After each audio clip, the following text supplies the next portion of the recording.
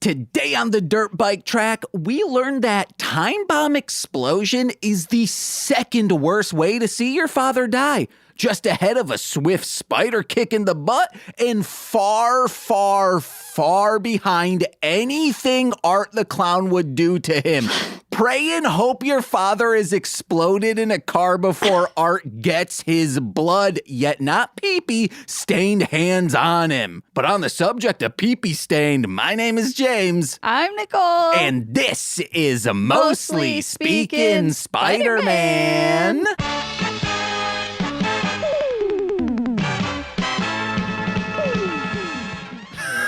Oh, guys, like I said, Art the Clown is a terrifying little scamp. We watched Corey and I watched Terrifier 3 in the theater. I'll admit, maybe I would have enjoyed the second one a little bit more if I saw it in the theater. Watched people walk out. Wild, it's the third one. You'd think they'd know by now. Get wise to it, fuckers. Horror movies in the theater just hit different. This horror hit different, though. In the theatre. Wow, I hated that whole sentence. Oh, what if the Frauenthal put on a live stage performance of Terrifier 3? I'm sorry, the Frauenthal? The Frauenthal. Okay. You know, I intentionally mess up some stuff. I just wanted to make sure that is what you were saying. Frauenthal. Yeah. You know, the theater that I've written into Scooby-Doo scripts. Yeah, I watched the original, silent film Phantom of the Opera there. Oh, that's where someone live played a organ to it. Is that your first experience of the guy? The of original? the opera? No, it was fucking sixth grade music class. Oh, okay. You saw that in sixth grade music class? Yeah, I think she just fast forwarded through certain parts. Yeah, see, a lot of people are like, oh, we need to get these drag queens out of our schools. No, get that Predator, Phantom of the Opera out of there. He's the groomer. There is no, he for sure groomed that little girl to be like, oh, I'm the angel of music. That's some fucked up, Christianity stuff to be like, I'm God. That. He's a Branch Davidian pretty much. Yeah, if only, people used all of that energy towards actual predators. Yeah. Imagine. The Phantom of the Opera. The Phantom of the Opera. Get that dude out of here. But I didn't even introduce the greatest lady in the world. The woman who will put an end to any bombing devil, the Bricks Jacobs. Hey. Nicole, if you saw someone about to they're like, yeah, I'm going to explode this entire building, would you be like, hey, cut that shit out? Yeah. All right. And then you save the day because you are the woman who will put an end to any bombing devil. Retort? That's me. All right. There you go. Do you have anything to discuss from your week? I don't really think so, except that our guest, we've actually talked to a lot before this episode. Mm-hmm. We already got into horror and sci-fi and family trauma. Yeah, that's what our podcast. Yeah, people are shouldn't it be fucking tokusatsu as well? Well, you know what? That's sci-fi. You can say that branches into that. Yeah. Shouldn't you be talking about Sentai? I thought it was mostly speaking Sentai also has family trauma in it. Oh, yeah. Especially this episode. Every single episode, an orphan is made. We forgot to tell this seems like a one-off guest that a parent is made dead, so now the children are orphans. It's like every other episode. The Iron Cross Army is orphan makers. Familicide. Wait, hold on. Oh, God. Hold on. Either the parents get murdered or the child gets murdered. They just love it. They love destroying families. Because they're like, what's the easiest way we can traumatize the children watching our show? You want to know who is also an orphan maker? Yoshinobu Akita, creator of the series Orphan. Holy shit. He's an orphan maker. He's a sorceress too. Orphan is. I don't know the man who wrote these light novels. What's the difference between a light novel and a novel? Are they just smaller? Like, what is a light novel? From my understanding, it's based off of a manga or anime series. Okay, but what if it's an original? Like this was, is that just like a Japanese novel? Just a novel. Well, no, but like Slayers is a light novel series that became a manga and an anime and a video game multimedia experience. But maybe our guest knows. Should we introduce him? I don't fucking know, man. I'll look it up while you introduce our guest. Phone. I have mine for once. Why am I? You have all the information. Why do you do this to me? Guys, truly, when a comic came across my eyes at Chicago Comics, it was a consignment. I needed to put it into the system, and I opened it up, wanted to see what it was, and I looked at my manager and I said, Z, for a lack of a better term, this is something we use in our household. This is James porn. This is something specific for me. Like, this is my shit. It is Torches of Freedom, and we have the illustrator, the writer, the sometimes letterer. He did produce it. It's Eric Panowko. Hello. Oh my good. Do you know what a light novel is? A light novel? Yeah. I don't know. A novel that doesn't weigh a lot? Okay. I know what a dark novel is.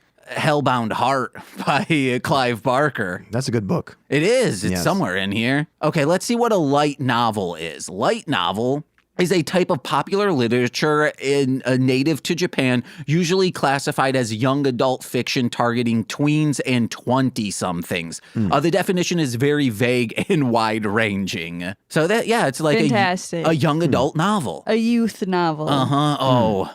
Why do we get things like Maze Runner when they get Orphan? Hey, Maze Runner was good. Oh, you've read it?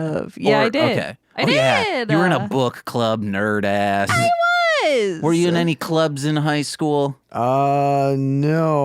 In elementary school, I was in the chess club briefly. Okay. But in the high school, I just was not a good student, so I really didn't participate much in high school and anything. Nerd. I read a lot of books. What kind of books were you reading in high school? A lot of the early stuff, Clive Barker stuff. Oh, yeah. So, Great and Secret Show, Everville, Imagica, stuff like that. Do you collect his comic books? I have the Hellraisers, the epic comic Hellraisers. You should come into the store. We have like Nightbreed. Do you guys have more of those back issues of the Hellraisers? Because I'm still looking for those. Oh, yeah, we have a bunch. Cool, because they're hard to find sometimes. We have just go into the drawers, look for C. There is a Clive Barker section. Nice. Was recently organized by yours truly. Cool. So, yeah. Yeah, those are good comics. I've never read any of them, but I'm a huge Hellraiser fan. The ones on Epic are cool because it's like a really neat collaborative effort between writers and artists to like flesh out what that world is. Mm-hmm. And I'm like, even Sam Keith did some art for some of that. Hell yeah. And like I feel that with the movies and everything, I felt that the comics really, really flesh out that world and kind of demystify it a little bit, and maybe answer some questions that some people have when they watch the movies or, so that's why I really liked them. And also just the artists that contributed are all really awesome. And the variety was just great. And that's why when I was in I read those in junior high. So like I took to them just because they were just so cool. Yeah. And as a kid who likes horror movies, I mean, it's the best thing ever. Yeah, it's wild that horror comics aren't as widely prevalent. Like they feel like, oh, it's a horror comic, like it's automatically indie these days. Or maybe it's starting to rise up a little bit. But, I mean, not really. What's the... Besides Walking Dead, obviously. Innocence of Children. What was that book? I mean... Something's Killing the Children? No, the one that said, like, comics are juvenile and don't let your kids read them. Oh, you mean the book that came out? Yeah. There was the one guy... in the 50s. He was like the enemy of comics. Yeah. There was a big Marvel book, real thick, and then he was this old guy with... He looks like a stereotypical, like, conservative dude. Yeah. He's like... This is not good for kids at all, and blah, blah. It's not The Sounds of Innocence. That's that right-wing movie that came out recently, right? I think it's like The Youth Are Innocent, or Saving Innocence. We have a copy of it at the store for like $200, but like that guy's like, hey, these horror comics are terrible, and this Super Duck comic that Archie put out's polluting our children's minds. And it like made people no longer have jobs because they're like, well, we can't make these horror comics anymore. Newsstands won't hold them. And all these people just had to go like, well, I guess I got to get a real job, even though they were like titans of their industry, just because one chud says it should be that way. Yeah. Why can't we be one of those chuds to say something? Nicole, if you could say anything and like people are like, oh yeah, you want to know it? Hell yeah. Go fuck yourself. All right, people are going to just start, taking dildos to themselves. Please. I think we'd all be better off. Oh, yeah. Corey's constantly trying to get me to do that. Our friend, guys, this is why you should listen to This Existed over on patreon.com/MLM pod. Corey's constantly trying to like get me to get a prostate massager. That's a regular conversation him and I have. Eric, if you could put something out in the world in a book and people are like, yeah, we should all follow this, what would it be? In a book? Yeah. Do you want me to be serious or sarcastic? Either. Folk bitches get money. Okay, all right. Mine is going to be like, make love, not war. That'd be pretty cool. I love it. Everyone's now just has a healthy sex life, but no one's bombing each other. And speaking of bombing. Because they're too busy fucking. Yeah. They're too busy dropping bombs, aka loads in each other. Oh, yeah. That line, actually, we were in Pittsburgh not too long ago, and what I just said, I found, we were walking, and someone wrote that with chalk on the sidewalk. Heck yeah. And I took a picture of it. I'm like, I don't know what that means, but it's great. That's respectful graffiti, doing it in chalk. Yeah. Like, you can... Because it's not permanent. Yeah, like... I guess like hate speech you probably shouldn't do in anything, but like no matter how obscene something is, as long as it's in chalk, you can just like get a hose and quickly wipe it off. Yeah. But then you wipe it off and then underneath it's in permanent marker. You're like, yeah, I did the inks first and then the penciling. Yeah. Oh, and speaking of the inks and the pencils, Eric, explain that. Can people buy this online, Torches of Freedom? You can. I haven't set it up the way You're supposed to say, where can people get Torches of Freedom? Well, we have people who listen in like Long Island and people who listen in Richmond, Virginia. Okay. So if he's like, yeah, like go pick it up at Chicago Comics and etc. Chicago-centric stores. I mean, I'm assuming that most of the places that I've dropped them off at do online sales because that's what everyone does too, besides all the walk-in sales they get. So like you can order it at Oh Yeah Comics or Zombie Unicorn, Chicago Comics. We technically don't have that service set up. You don't do online, okay. You can call me and I guess like you would send it via PayPal plus $10 and I'd ship it to you guys. Or, you can do it over the phone. Or Cinegram Comics carries it. Howling Pages, that's a really wonderful bookstore. That place rocks. Yeah, that guy, the owner, he's really cool, and they've been really nice. And so that's a cool little bookstore. Or you can just send me a DM on Instagram to Torches of Freedom 81, and we can work it out. Hell yeah, dude. But that's basically it. I'm still trying to push it. So what's this influence that you had? Or you actually said a nice story of what made you say, finally, I got to do a comic book. Couple of things probably, but it's so I decided to work on it right during the pandemic stuff because we were just all cooped up. So I was like, I think my partner and I were fortunate enough to have a little bit of savings, and we're like, well, she lost her job, and I'm like, well, she was freaking out and worried, and I'm like, yeah, but we can kind of ride this out. Like, maybe a decade ago, I would not be able to say that, but we were like, don't worry, like, because I was still kind of working, so there was a little bit of income. And you are in your normal tattoo job for a living. Yeah, baby. So I always liked comics, read comics. Even as a kid, it was like, oh, I want to, make comics. But I don't know, my mom was pretty supportive of the visual art I was doing. My dad was not really, he was pretty awful about it. But fast forward, I went to college, studied a little bit of, I studied like visual art and music composition, but then my last year I did animation. So, and the idea of going to college was to study animation, which did not happen. I went straight to music composition for some reason, which was all weird.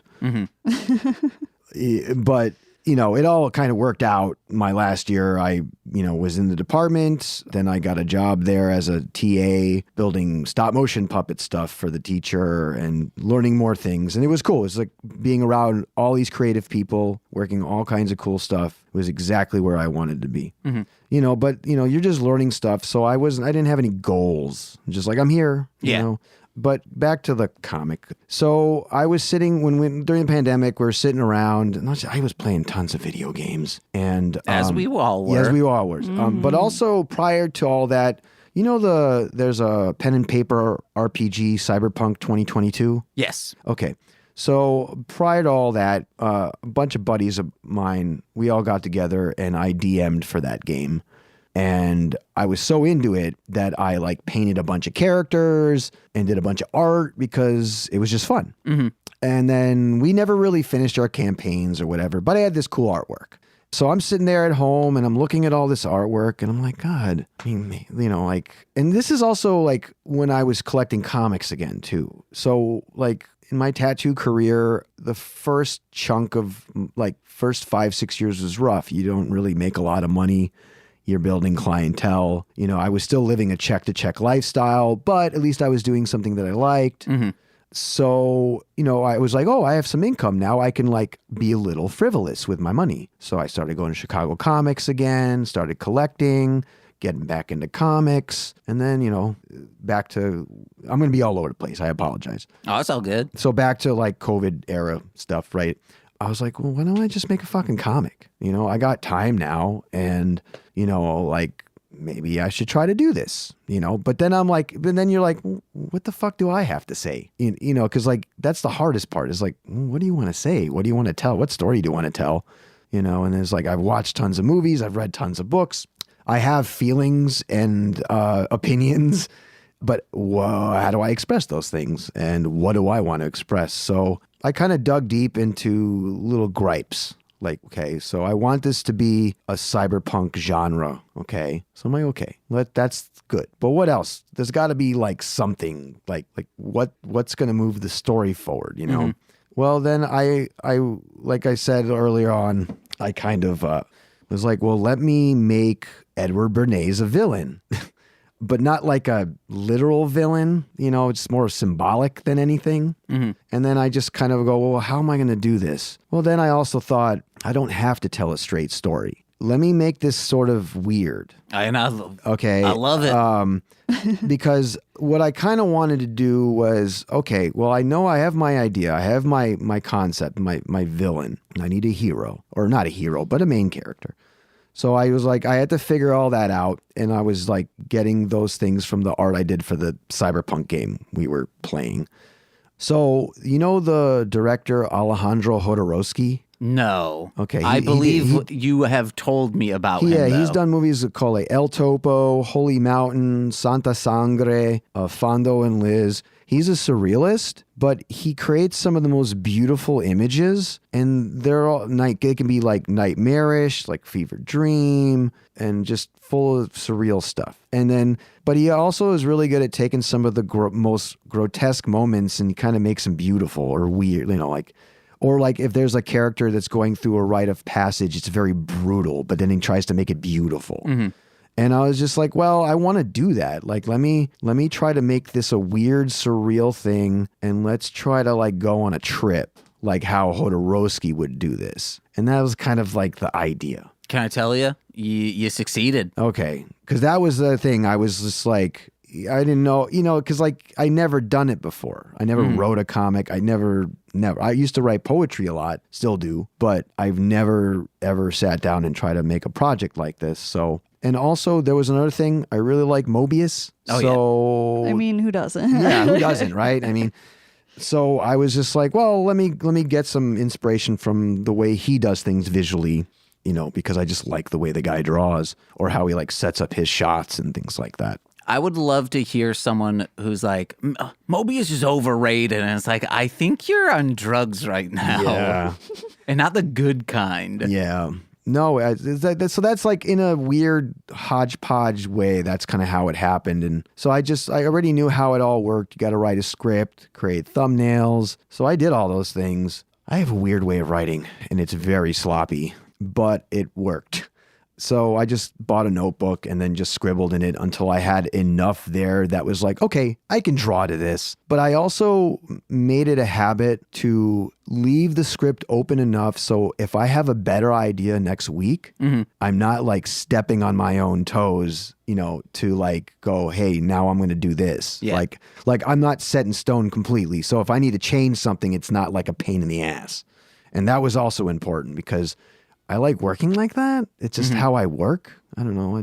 Sometimes I'm better at doing things on the fly, or I may think I have an better idea now, but then I'll have a better one next week. Yeah. So that's the way I approached the script. I wanted to make it real malleable. And that's it. That's basically that. That's kind of how I came up with like, let me do this. Yeah.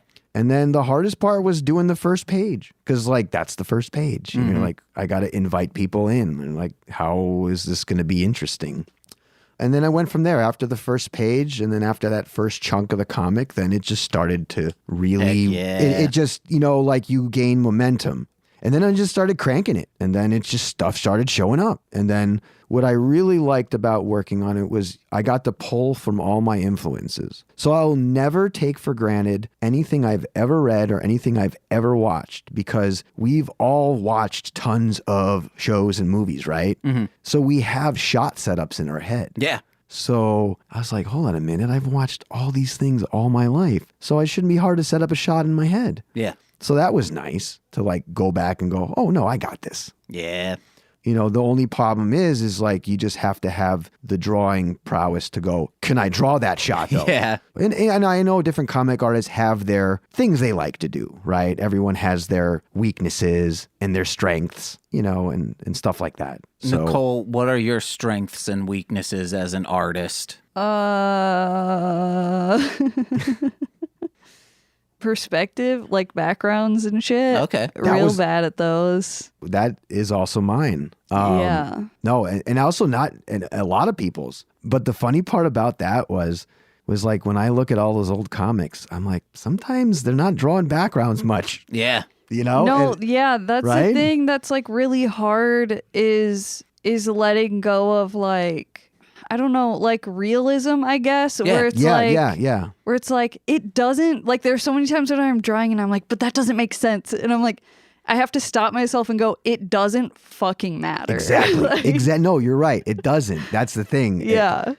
However you got to get it done because I think we always have to like remember that the reader's not stupid. Yeah. And as humans, we all do this. We're good at filling in the blanks. Yeah, exactly. Any one of us can give you an impression of something and you'll be able to tell what it is. And it's not, the person's not going to go, oh, that looks terrible. No, they're just, oh, that's a building. That's a car. Yeah. That's it. Like, so I always like the fact that I know that people tend to fill in those blanks. And then it makes it easier to draw those backgrounds, Well, and even like it's frustrating because it's like there are comics that like there are graphic novels that I love that have the shittiest art in it. And I'm like, I know that if I drew this, I would fucking hate it, but because it's not me, I love it. I mean, shit.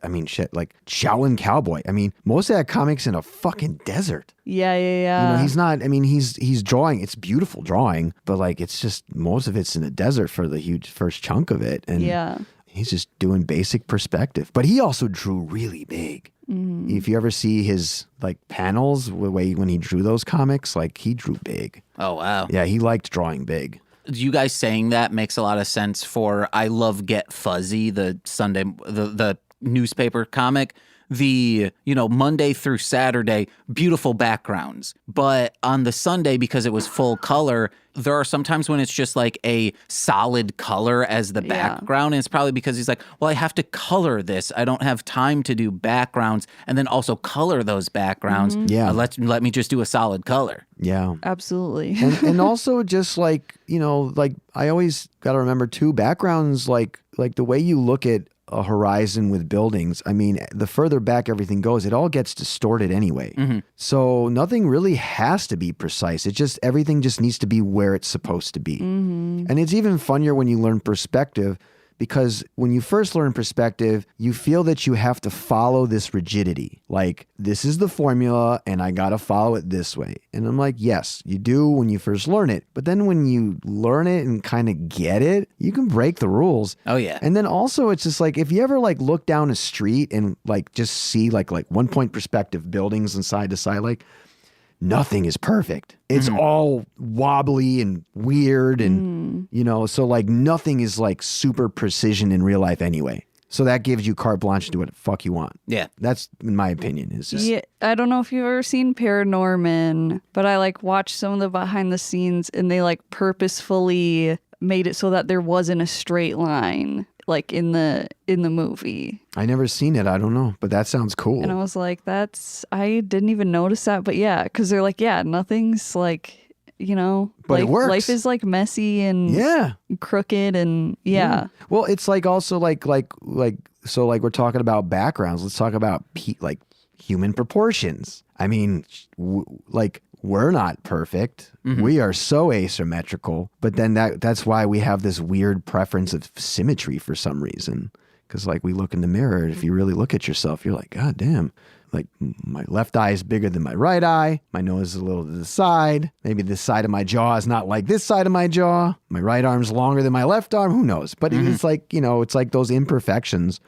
And it's funny because like as an artist, like trying to make a comic, you get caught up in like, it's got to be this way. And if it's not this way, then it's just, I don't know, it's wrong. And you're just like, no, it's not wrong. Yeah. It's just what it is. It's just your style. Yeah, well, it's just your style. You know what I like about that? What you just Jim Rugg said, like, not I don't think he's the guy who, but I heard him say it. He's like, style is the mistakes you make in your drawing. Oh yeah, and I love that because like when we make these things, like when the way we draw is kind of like how we see the world, and everyone really does see the world differently. It's like I don't know what kind of blue you see when you look at the sky. Yeah, may not be the same blue.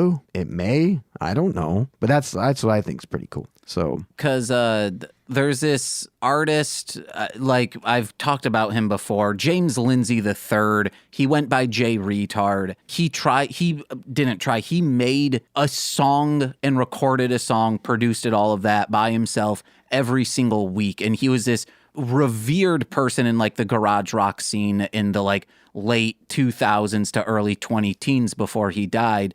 And his philosophy was, I don't think you have a certain amount of like hits in you. I think you have a certain amount of time where you can make hits. And because he was trying to like make these at this breakneck speed, you can hear this like sense of urgency in his drums because he even like tracked his drums that other people would be like, well, this sounds sloppy, but it's like, no, like that was his style because he's like, he felt like he was at this race against time to be able to put out all these hits. And because of that, that's what, like, it makes his music sound better. And yeah, like, it's just, other people call it imperfection, but like, yeah, man, that's just his style. Yeah, it's the way he does things. And with like you guys talking about like these imperfections in art, like with music, people will ask me like, well, how do I like make this, how do I mix a song to make it sound good? And it's like, there's not A, B, C, D. It's just like A and Z, you figure out how you get to Z. Yeah. As long as it sonically sounds good and it doesn't hurt your ears to listen to it, it sounds good. It doesn't matter if it sounds exactly like something on the radio or your favorite song. As long as it sounds sonically good and pleasing, you mixed it well. Yeah, that's true. It's just the way you did it at the time. Yeah, and if all else fails, like throw an overlay of some like texture on an art piece. That'll make it look good. Or, put in some tape distortion on a mix, and then it's good. It's all blended together. It sounds warm. I'm upset. Oh, because that's what you do? No, because that's what you did. Yeah. I do that all the time. What did I do? Oh, I did it to your the rainy beach town. Yes. Well, it needed that. It needs to be like rainy and beachy, you know? Rainy and beachy isn't no texture. A beach is literally a texture. It's sand. It's where dirt meets water. Yeah, brother. But let's get into Spider-Man. Right. Oh, yeah, you guys, remember, Torches of Freedom. Torches of Freedom 81 on Instagram. Torches of Freedom 81 on Instagram. Get it, guys. Truly, I loved the book. It's very good. I'm excited to see more of it.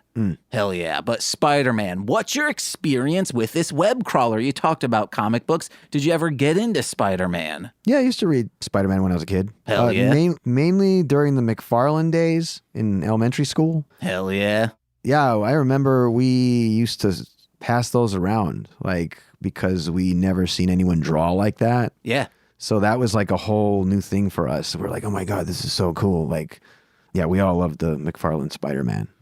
Especially, also that was like kind of like the beginning of the speculator days when they had like the different cover variants, the gold, the platinum, you know, so that was like a little ridiculous. But overall, like we all really enjoyed those. And then, you know, and then later on as a kid, I delved into other things like Secret Wars, you know, and then you like, oh, that's where the black costume comes from. And, you know, it was cool. I always liked Spider-Man. You know, I know there's people who really are into certain characters and stuff. Even I think as a kid, I wasn't like gung-ho, but I liked Spider-Man. Mm-hmm. So. Who was your guy? I think X-Men was the thing. Oh, hell yeah. I think that's what I was really into at the time. Like the Jim Lee era? Yes. Oh, hell. It's you see one of his covers and you're like, no, yeah, man, that's how it should have always been. Like, people can draw like that? But yeah, I really liked X-Men at the time. But also, I don't know, I remember there was a one time my mom even liked this comic. You know the comic Havoc and Wolverine? Done by that one watercolor painter? I've seen it. I feel like a dick because I never remember his name, but it's such a wonderful comic. And I remember seeing that for the first time, and I didn't know you can do comics like that. It was just like pure artsy watercolor stuff. Nothing like the Jim Lee McFarlane stuff. It's like a complete departure from all that. But yeah, I think I lean more towards X-Men. Yeah, there's a series, Harrow County, that's all watercolors, and it blows my mind. Yeah. Was it Havoc and Wolverine Meltdown? Yes. Okay, let's see. It was I'm guessing husband and wife writing team, Walter and Louise Simonson. Okay. And then the artists were both John J. Muth and Kent Williams. Oh, it's two guys. Okay, Kent Williams is the guy, though, that I remember the most. Okay. Yeah, they're just really nice art. Really kind of makes those characters real gritty. And not real, but fleshy. Like to see Wolverine real fleshy is different than seeing very glossy, Jim Lee kind of way. No, yeah, this artwork, just based on covers, looks fantastic. Yeah. A good story, too. This feels like if I wanted the single issues, all of them would be like $15 plus. Yeah, yeah. They're epic comics, too. Oh, hell yeah. You got to get on this epic stuff, Nicole. No. What? What about epic mega games? You know, play some Zargon, then some Fortnite? Pass. What? Nicole loves Fortnite. But what she loves even more than that is discussing Toei's Spider-Man from 1978. We are discussing episode 29 today. The title's not like a non sequitur. It's just like, GP7, get over here. Halt time. It's like you don't need to know the title. It's episode 29. Quick rundown of it. A bunch of bombs are going off. Spider-Man needs to figure it out. And he's like, what? It's the Iron Cross Army? Obviously, it's the fucking Iron Cross Army, you dunce.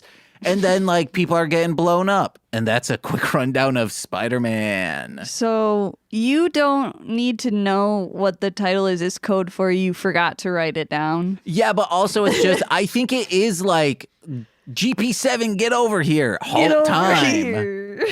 Are you good? Do you have it written down? No. Oh, okay. I thought maybe you were opening up your notes to say, hey, gimme one of this. No. What? Sorry. Did you write it down? No, I thought I remember I said it out loud, and then that's usually how I remember things. I think you said the next episode. Oh, did I say the next one? Okay, yeah, okay. Wrong one. Because normally we don't watch through to the end to be like, and next time on. But it's a good thing. I'm excited for next month. We should Me too. It's a little fish guy. We should get R2 Shelby too on that one. Okay. Oh, shoot, I forgot to say, happy 6-year anniversary, Mostly Speaking Sentai. I'm sorry, what? It's our 6th year, like we've been doing this. We've been doing this for that 6 fucking years. long? Yeah. You've been doing this podcast for 6 years? That's cool. It's like stupid that we've What am I doing with my life? I don't know. You sold like $700. You're sitting here doing podcasts. Yeah, you sold like $700 worth of CD skulls, and you want to know what helped you there? Okay. What helped got you I'm there listening. is people from this podcast supporting your art, being like, you want to know what? Yeah, I should keep doing this. Like most of your sticker people came from the podcasting realm. You're not wrong. So, good on you. You make more money off from these podcasts than I do, and I do like all the back end work. I mean, that's not to say that I don't bust my ass doing all the sticker club stuff. Oh, okay, I thought you were going to say podcast. I was like, well, now you no longer do the research for it. When are you going to get back to that? Shut up. This is my first time participating in anything like this, so it's kind of just neat to see how everyone does things. Yeah, like this shouldn't be indicative of what other people do. Oh no, definitely not. Definitely not. I'm not saying indicative at all. I'm sure everyone has like setups and stuff, but it's. I mean, at the end of the day, it gets put on the internet. People listen to it, right? Mm-hmm. Yeah, all those other tokusatsu podcasters don't have equipment like us fuckers. Yeah, heating on all of you. The first time we put out a podcast, Eric Berry of Ranger Command Power Hour, a very popular Power Rangers podcast, found us and was like, hey, I just listened to your show. Like, there's no reason you guys should sound this good. Like, what's the deal? And I was like, oh, like, I've been doing music since I was like 14 years old, doing digital recording and all of that. So, like, I have like a frame of reference. And he's like, it's really, you sound great. I was like, yeah, it's good. Because as an audio engineer, that's the best thing you can hear is just someone saying like, right off the bat, you're good. Not knowing like, well, I've been technically doing this for 12 years, just in a different medium. Yeah. 6 years. Yeah, 6 years of Mostly Speaking Sentai, and we're about to be finished with it.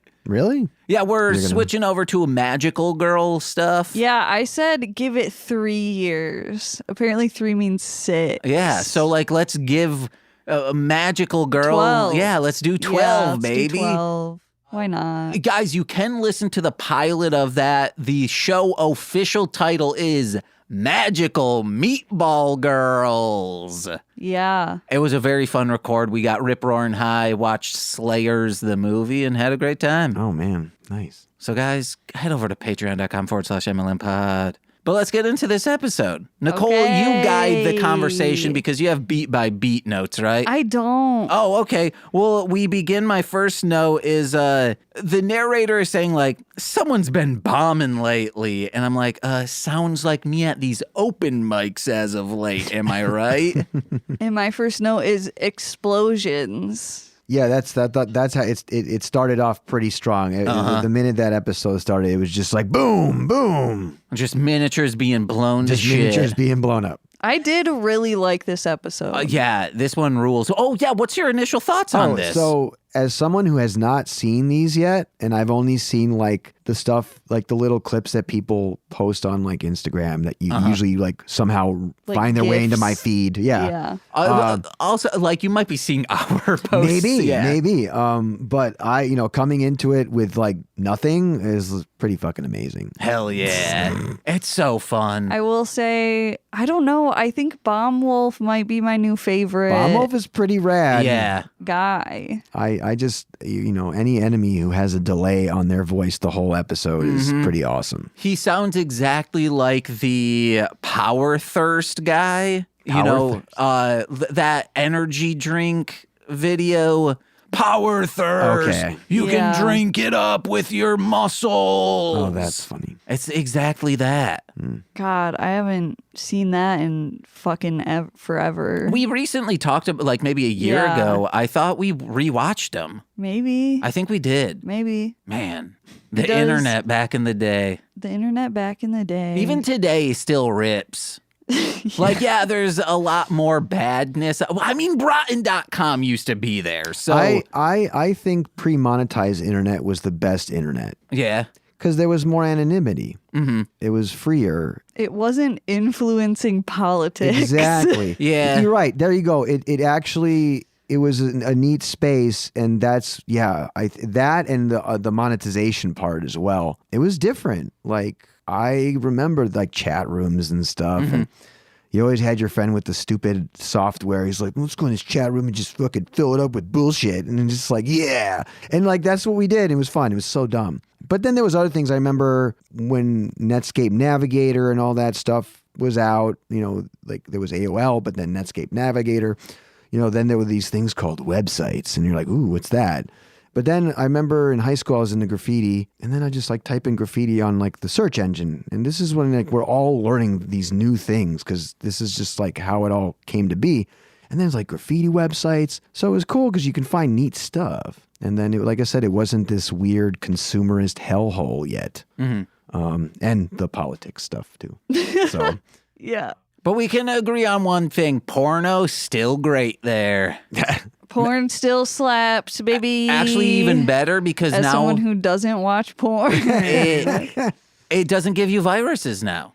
I think that's the only thing better these days. I mean, maybe not for like actors and whatnot because, you're not getting paid. But if you're just an indie dude, get on OnlyFans. If you do good promotion, you could be making a living there. Yeah, that's true. You could be like Bahad Bahabi making millions of dollars a year on there. Mm-hmm, mm-hmm. Even though like she wasn't an indie person. She was just a teenager who bitched out Dr. Phil. Yeah, deserved. Yeah, internet's weird though because like just like television back in the day, it's like a double-edged sword. It's a great tool for education. You can actually learn some cool things. But then there's all the garbage. Uh-huh. And like, I always think about Mr. Rogers sometimes because when television was becoming a real powerful medium, he saw it, right? He was like, this can be either good or really fucking bad. And he said, I'm going to make it real bad. And I figured, like internet's just like another version of that. It's like, oh, well, we have this thing and we can share and we can educate each other and we can learn things and do all kinds of cool things. But then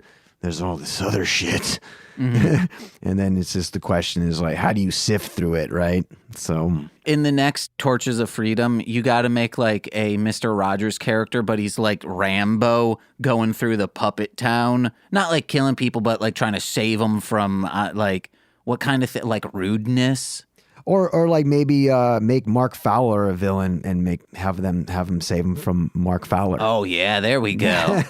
He's just Mr. Rogers just gunning people down, and the puppets are like, yeah. Yep. And well, he's gunning them down, and he says, he's like gunning down corporate suits. He says, remember to always use your indoor voices. Good thing we're not indoors. And then there'll be a one-liner at the end. The one of the corporate suits is down. He's like, I thought I was your neighbor. And he'll be like, I just moved. Oh, hell yeah, dude. Oh, that's great. So thanks. You maybe gave me an idea. James is full of them. Yeah, it's dangerous being around him. One. People are always like, "Fuck, now I gotta do shit." Oh. Our old roommate Tyler Wright, or not Tyler Wright. I wish we lived with Tyler Wright. Tyler Bergquist. He was like the most productive I have been in my creative life was while living with you because you just either inspire or demand creativity. He's like, I'm not sure which is which, but it's there. Cool. I'd say both. Okay. I demand and inspire. And or. So they're at the Iron Cross Army in this episode. We see them running this health spa. That is so insequential to this entire plot. That's a great front, though. Yeah, it's very nice seeing like how they diversify their assets of like, yeah, we have this health spa. I want to just like know all their shit. But it's like, but then I was like, okay, Amazonas is doing this now? Like, what the fuck? She's doing whatever to hustle to like fund their military. But wait, no, that wasn't even funding their military. They got the 1 billion yen from another like insurance company that they threatened with a bomb but still blew up. And he's like, oh yeah, like it's pretty lucrative us doing this. It just sucks that it goes to our military, but that's actually good. Yeah. Like you're trying to take over the world. Yeah, but he just wants to have fun with it. Okay. He's like, I've been on this earth for like 30,000 years or some shit. I just want this to be over. He says, I just want a little treat once in a while. Yeah. And then he smacks Amazonas' ass and he says, thanks for the sweets, babe. Ew. He did. Did he say that? Yeah. Oh. And then Amazonas said, next time you want a treat, I'll give you a trick. And that's me. And he says, va-va-voo. My favorite part was when the car blew up and the driver somehow was injured but intact. Was safely but also not safely on the ground because he died. Yeah, so like this president guy is going, there's a driver and he's talking to his kids and the kid's like, see you later, Dad. But then the kid like on a motorcycle rolls up next to him, shades on, and he says, sup, Daddy-o. And then he's like, hey, Mom, you wanted me to give you your lunch. And so I guess they're not orphans. They do have a mom. We don't see the mom, but she's implied. And he's like, see you later, Dad. And we know there's a bomb strapped to this car. And then it just explodes in this like wild jump cut. This is why you need an explosion in front of the car and in the car. So you can make the cut at the explosion when it's in front of the car. So you don't see that it's people in car. It is now a parked car and an explosion happened. Clearly no one, but also I don't think they put dummies in that car. No. It was just an empty car. There was no one in the car. Yeah. It was just on fire, a weird edit, and then the driver somehow is on the side of the road now. That's why there was no one in the car. They all got exploded out of there. Out of the car. Yeah. That's how that works. Yeah. Totally. Duh. I've been in a car explosion before. I figured Bomb Wolf's bombs would be like way more like powerful than that. I mean, but I guess they can only just toss people out of the car. But this is the thing though. It was the driver who survived, but then the dude burnt inside, right? That was but also the driver is on the. This is also the fucked up thing. The driver's on the opposite. Yes. Oh man, maybe he was driving one of those American imports. I was like, that's where it should Oh, be. yeah. Because he was supposed to be on the right side. Yeah. But he ended up being on the left side. Well, that's a hell of a bomb. Maybe it's like in Casino, that Martin Scorsese movie. Yep. And maybe Bomb Wolf is doing he's so busy now. He has so many bombs to make. So he has like Andy Warhol syndrome. He's got to run a spa. And he has to, that too. Like you can't run a spa and be a bomb wolf. He's creating jobs, we could say that. But he's farming out the bomb making to lesser people. So like they forgot about the metal plate underneath the driver's seat, like in Casino. And that's why not Danny DeVito, Robert De Niro was able to survive. Danny DeVito should have been there. That's a Casino from a different dimension. Seeing there's two good things about that movie: the setting and the wardrobe. Seeing Danny DeVito in all those like beautiful like custom-made suits that Robert De Niro had, oh my God, would have been great. Then this is the funny. Who would play Joe Pesci's part then? Joe Pesci. Okay, it's the same. What about like a taller Joe Pesci though? Oh, okay. Oh, Arnold. Okay, that would be pretty good. The Governor himself. Yeah, it's their second team up. Or third? Yeah, just like in all their movies. Yeah, like twins. Twins and Junior. I can't believe they had two team-ups. Now it's their third. Yeah.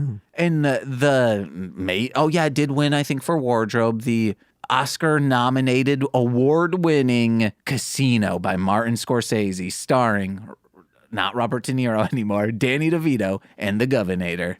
Would you watch that movie, Nicole? You said it was bad. No, but if it was Arnold and DeVito. Long. And like DeVito. You didn't like Casino? It was way too long, Okay. and I hated the voiceover throughout. But if it's DeVito doing the stuff, but DeVito would be like walking up to people just bashing their hands with a hammer and say, "Get the fuck out of here! I never want to see you again, or I'll bash your head in next time."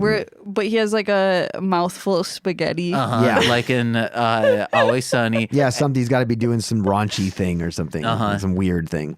That final scene, spoilers for Casino, guys, when like Joe Pesci's character like gets gunned down in that cornfield, it would be like he would get gunned down, Danny DeVito, while like eating a corn cob. He got beaten up bad with baseball bats and then buried alive with his brother. That's what happened. Yeah.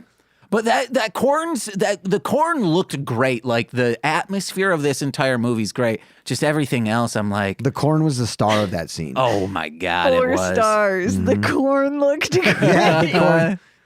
Scorsese really knows how to film corn. Yeah, he does. He should be in commercials with big corn. You know. It's in everything. Our molecules are starting to turn into corn molecules. We should just called it. I knew we should it. just do remakes of all his mob movies and just make every character a cob of corn with a suit on. Oh, hell yeah. Pitch it to that guy What who guy? made the Thumb movies. Oh, yeah. Steve Odekirk. Yeah. Yeah. Get him going. He'd love it. He'd say, oh, yeah, I did the God Thumb, but now The God Thumb. I guess good Corncino. Corncino. that. And then I guess it'd be like Cobb Fellas. And then you know what? In one of the car explosions, then it'd be like popcorn. Oh, you know? yeah. Yes. There we go. We See, did shit's just it. writing itself now. If a We corn gotta talk version, about yes, Spider-Man. if a corn Oh, yes. version of a movie doesn't happen in any of the follow-ups of Torches of Freedom, I don't know what we're doing here. Oh my God. So, okay. So basically, Takuya sees himself in this kid because he's like riding a dirt bike or whatever the fuck. He's like, that's me. And his dad dies. That's me. And Takuya's like, I couldn't stop this kid's from being fatherless. What the fuck am I even doing? And it has like a mini existential crisis. He's just walking around thinking Yeah. about stuff, where his life is going. Even though every other episode he should be doing this. Yes. But I guess he comes later, like he sees the aftermath of parents being dead. No, he sees some parents get killed. Yeah, but this one is like, he's like, oh, that's me. Yeah, I guess if all the other kids were on little dirt bikes, he might be like, oh yeah, that's me. Yeah. It's very hard for him to empathize with people. He empathizes, just not to a degree that makes him depressed. Okay. Do spiders have spider sense? Because he sees like a camera being like taken shots of this explosion. And he's like, oh, I should probably, my spider sense, what's up? Okay, spider sense. Okay, this is my interpretation of it. It's kind of like how like a spider web, where it's like a spider can be way over here, but if you touch a spider web here, like if a fly lands here, they know that a fly they can is feel there. that vibration, right? All right. Exactly. Like Madam Web can feel that, but in the Spider-Verse. That's a great Yeah. movie, by the way. I was about to say I fucking love that movie. I like. I hated it. No, I mean, yeah, I mean, I'm just being sarcastic. Yeah. I remember I'm a not. lot of people were talking about it, and we're just like, oh, let's watch it. I mean, I watched it all the way through. I can say this is like wasn't the greatest, but I got through it, and it was. I mean, it wasn't great, but you know who I had a problem with? The villain was real fucking generic. Again, he was nothing but overdubbed. He was like, you know what he was like? He was like a. You know, when you go to the store and you can't afford G.I. Joe, so they just have Soldier Man. Yeah. So like he's like that. He's like just super like generic villain. Yeah. Like, and that was disappointing. I was like, man, even the villains just God. Well, they do CPR in an epic climax. Yeah. But let's get into some good Spider-Man Yeah, stuff. some good stuff. Okay. Nicole verified spiders do have spider sense. You didn't mention the home cooked meal. Remember that part? Yeah. Mm-hmm. The kid was all happy. He's like, hey, got you this Dad. home-cooked meal. No, he did. Mommy made it. Yeah, and we didn't see the mom. Oh, we Yeah, didn't see yeah. the mom. The mom survived? Yeah, because the mom's back at Yeah, home. she's Never back at saw home. her. Where she should be. You want to know Wow. why? Because out there, everyone's getting exploded. You have a responsibility as a parent. If you know bombs are going off, you stay home. Especially by a guy named Bomb Wolf. Especially if you are a driver for a big billionaire corporate executive. Yeah. So yeah, she was where she needed to be with her family. But if once the Iron Cross Army's donezoided, she'll need to get to work because Daddy dead. I also enjoyed the way he runs all the time. Like he's always ducking, but he doesn't need to do that, but he does it. The guy who was the suit actor for Spider-Man was like, yeah, I think that's how like a spider would run. Yeah, like a ninja from a Japanese movie. It's like, makes sense. But yeah, I thought that was, especially when he's crossing the bridge and he's like out during the day and it's like, are you trying to hide? Yeah. Or like that's more conspicuous than just like walking like a normal human. Yeah, exactly. You stick out like if I ran like that down the street to go get groceries, people would probably look at me like I'm nuts. Or like he's trying to, like he has something to hide, whereas just a man in a spider suit would be like, oh, that's just a guy in a spider suit. That's his thing. Yeah. But if you're like tiptoeing around, you'd be like, what's up with him? Yeah, I'd go to the other side of the street. Yeah. I'd get his autograph because he's Spider-Man. I say, damn, dude. You better not be the Iron Cross Army underneath that, trying to trick me. Spider-Man gets shot. Oh, yeah. He gets, does he get shot or was it like shrapnel from the, like... They were bullets. They were bullets, okay. Yeah. They're like, oh, the narrator is the Who goes, oh, he heals real fast and he just like pushes it out of him like in Terminator and other movies. But like not as cool. Yeah, I had to look. I was like, when did Wolverine come on the scene? And it's weird because I've seen those covers and the artwork from like the first. I thought he was like into the 80s, but it's 74 that he was introduced. So I'm like, okay, healing factor was already a thing. He's just doing a Wolverine thing. And you guys, we can finally say it. Spider-Man does have a healing factor. Some people are like, no, he doesn't. No, this one does. In a giant robot. Yeah. Mm-hmm. And a rad car. I don't want, it's too like chunky.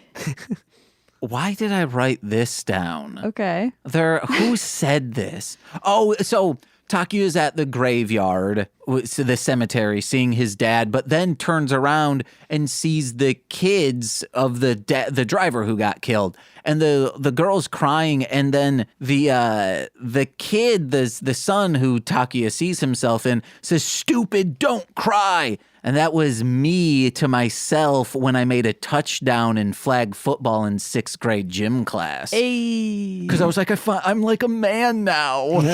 Rite of passage. And I started like tearing up as everyone was like, James, you did it for the team. And I just had to like turn away from him. A single tear. Oh, no, it was going to be a lot of them.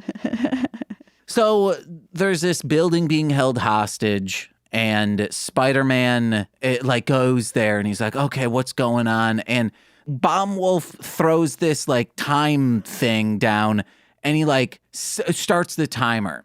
When Spider-Man goes in to infiltrate it, he dodges some bullets and then he goes up to it and there's just an on-off button that like clicks into place and he clicks it onto off and it just stops the whole thing. It wasn't like some wild like, oh, I need to find the right thing to cut. There's a code that I need to type in. Just an off switch. Yeah. Wow, that's not a very well-made villain bomb, I guess. Clearly labeled. Uh-huh. It would be cool if the off switch was actually the on switch and you turned it on and then it explodes. Fake out. I mean, I would assume Bomb Wolf would be that devious, but I guess not. Yeah, it must be all those people he's farming out these bombs to. Mm-hmm. He's got a budget. Yeah. So he can't get too wild.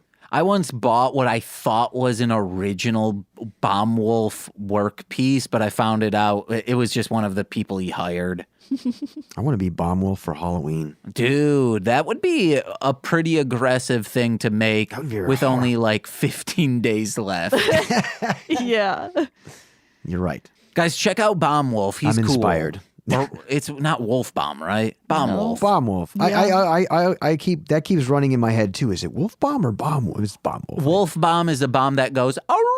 as it explodes. And Bomb Wolf is Bomb Wolf. Oh, you want to know? No, just say it. Just say Bomb Wolf. Bomb Wolf. All right, guys, you heard it echoed. I know how to do that in post. That.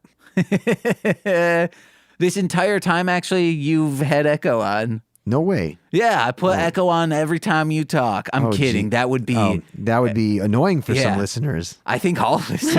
It'd be annoying for the editor. Who's this guy with delay on his fucking voice?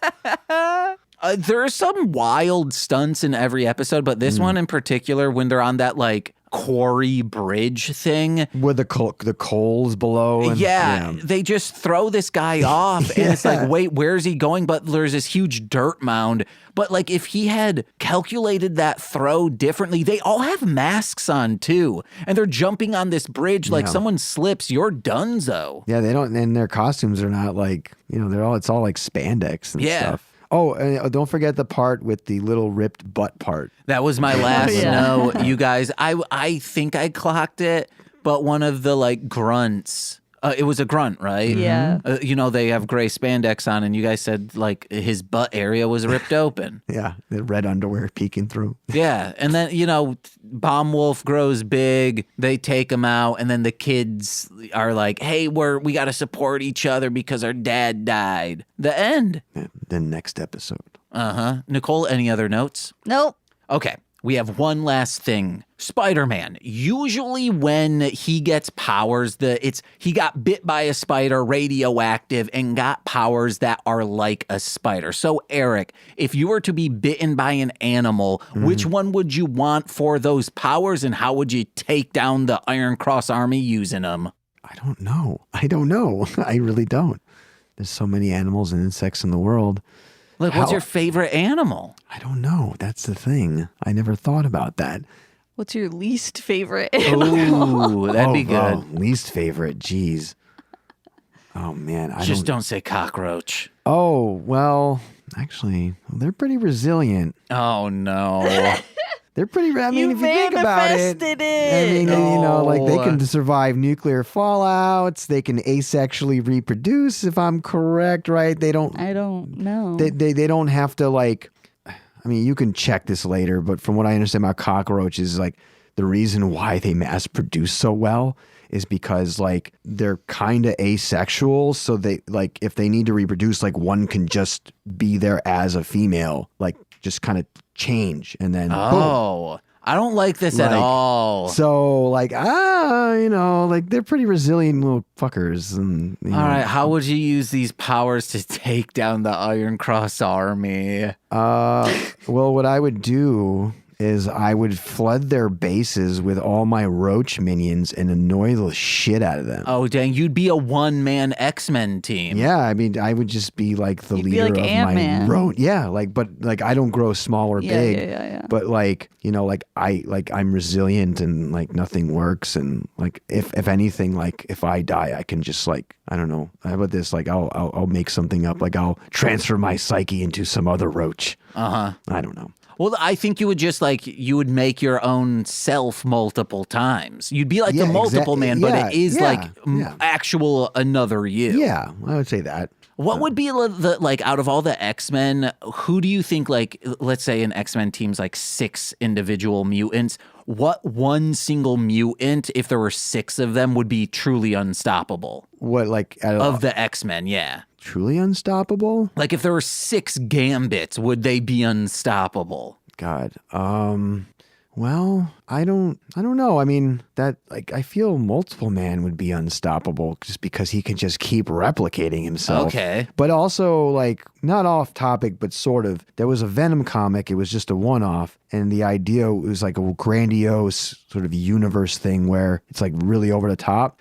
And so there's a moment where the symbiote kind of meshes with multiple man. Whoa. And it's really cool. I gotta seek that out. It just, you're like, wow, that's a neat idea. Okay. And then you're like, wow, he's really unstoppable then. Literally. Like, yeah. So I thought, I would maybe, something like a multiple, because like you'd have to kill the original multiple to make sure he can't replicate, right? Yeah. So I think like 6 Cyclopses just like constantly shooting that beam, you wouldn't be able to get past them. Or 6 Wolverines, you can't kill them. So 6 Magnetos. Well, he's not 6 an Magnetos. X-Men. he used sometimes. to be, right? Or when didn't he have like a brief moment where he's kind of good? Yeah. And then he got all bad again. 6 Deadpools. 6 That's what I call a comedy troupe goal. Oh no. He's just like a one-man improv team. That's a sitcom. Yeah. That's a comedy sitcom. 6 Deadpools. It's like Full House. Oh, yes. Yeah. Different versions. Pool's all full. Pool's all full. That's what I would call it. Or like, what is there a term for like there's no vacancies in the pool, like the pool's closed down, we're at capacity? Max occupancy? Yeah. Yeah, I think so. Pool at max occupancy. We'll need to shorten that title a little bit, less syllables. But that's an episode. We did it. 6 years, Nicole. 6 years of this shit, baby. Eric, thank you so much for being here. Thanks for inviting me. This was really fun. Yes, baby. Yeah. Baby. And also, thank you for taking a interest in my comic, so. Like I said, it's James porn. I know, I appreciate it. Like I'm not expecting to do much with it. It's just something I'm doing for myself. And, if I can just get it in people's hands to read, I don't care if I make money from this thing. I just want people to look at it and maybe get a little tripped out. And, Well, I want literally like thousands of people to buy it. So just new issues will come out a little are more guaranteed to come out. So like, guys, tell 1,000 friends. That means like all 30 of you listening. That's 30,000 friends of yours that all of a sudden are going to be like, let me get this. I'm also kind of like treating it like an art object, sort of. So like even when you're done with it, like I want people to look through it and not read it. When you read it from the beginning to end, when you're done, I want you to go from the end to the beginning, just flipping through and just enjoy the visuals. I've been showing Nicole bits and pieces like, look at this. This is dope. So, and then anyone who I would say anyone who likes manga or anime or comics, and is into all that stuff, you will get all the little references. Like it should be obvious, I think. Yeah. And then there's other things in there that are a little bit more cryptic and layered, and I don't expect everyone to get it.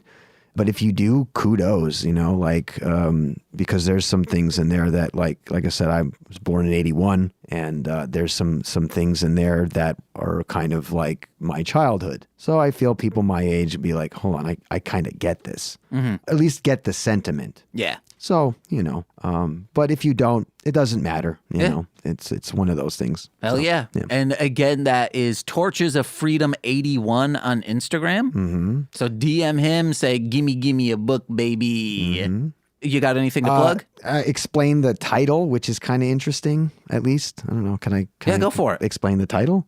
Do you know where that comes from? Torches of Freedom? Did I explain it to you? I knew previously, but you should explain because you will probably do it more eloquently than me. Okay, so since it's sort of like riffing on like commercialism and advertising and things like that.